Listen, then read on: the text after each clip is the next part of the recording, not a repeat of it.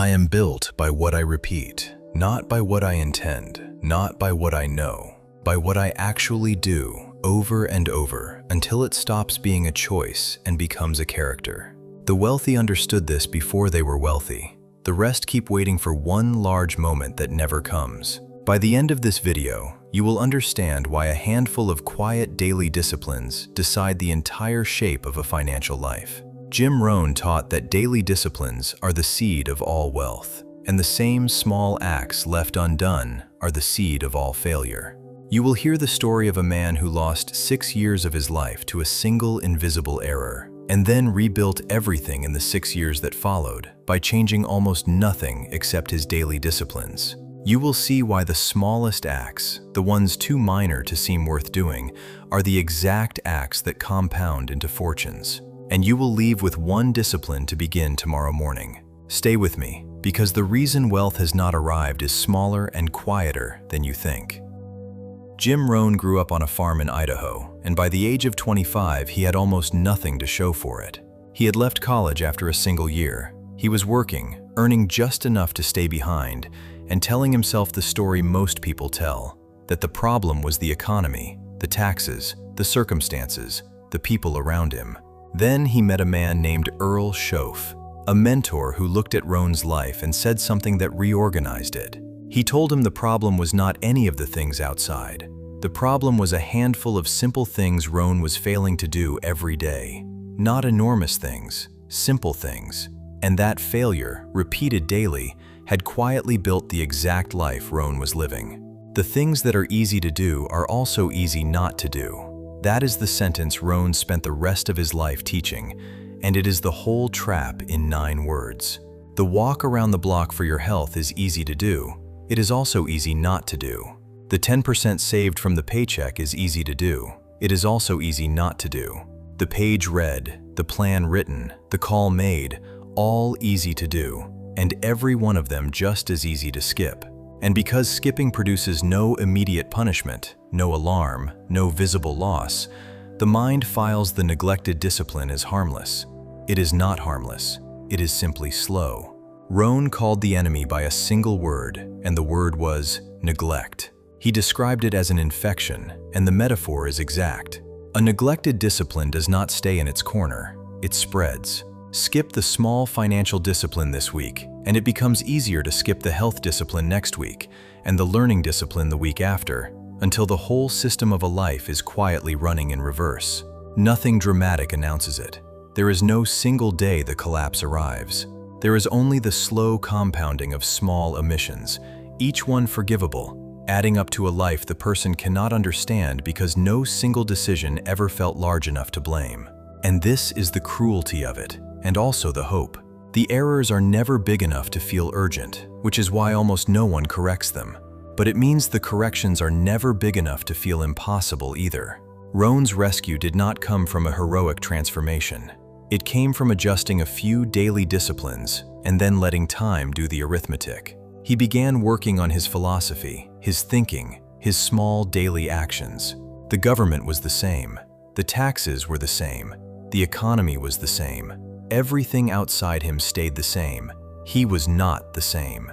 And in 6 years, the man with pennies in his pocket became a millionaire. Here is the part that reaches across the decades and takes hold of you. Rohn used to describe his life in 2 blocks of 6 years. The first 6, from the ages of 25 to 31, he called the disaster years. Not because anything catastrophic happened, but because of 3 small words he lived by without noticing. Could, should, don't. He could take the walk. He should take the walk. He didn't. He could save the money. He should save the money. He didn't. Could, should, don't. Repeated across 1,000 ordinary days, is the quiet formula for a life of lack. And the second 6 years, the wealthy years, ran on the reverse. Could, should, did. Picture 2 men standing side by side, identical in every visible way. Same intelligence, same country, same economy, same opportunities passing through their hands. One of them takes the small daily disciplines. The other intends to, plans to, means to,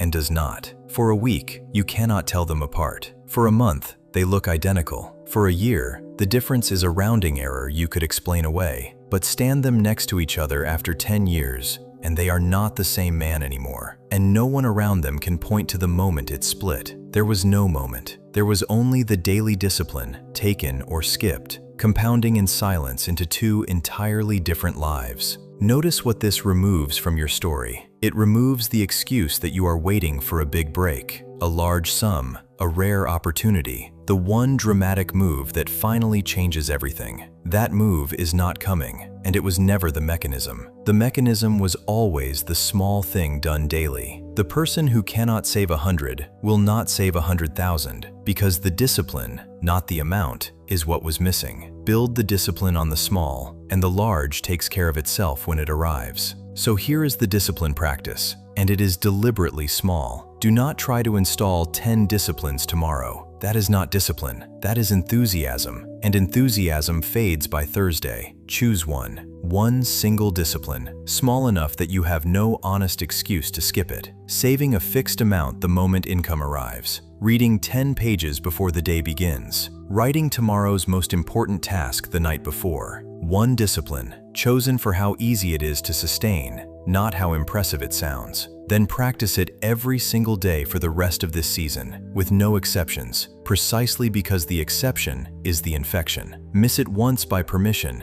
and you have taught yourself that the discipline is optional, and an optional discipline is already dead. The fortune was never in the size of the act. It was in the fact that the act repeated. A man who saves a small amount every single day, without fail, becomes a person who saves, and a person who saves eventually has something to invest, and a person who invests eventually has wealth that works while he sleeps. But it all rests on the first small discipline, held long enough to become an identity. Rohn's whole philosophy reduces to this. You do not decide your future, you decide your daily disciplines, and your daily disciplines decide your future. Choose your one discipline tonight. Make it small. Make it daily, and guard it like the seed of everything that comes after, because that is exactly what it is. I am built by what I repeat, and from tomorrow, what I repeat is building a fortune the neglectful will never see coming. Pick one discipline tonight and start it tomorrow. Subscribe so the next lesson finds you. Like this video if it moved something, and tell me in the comments which discipline you chose. The fortune is built one day at a time.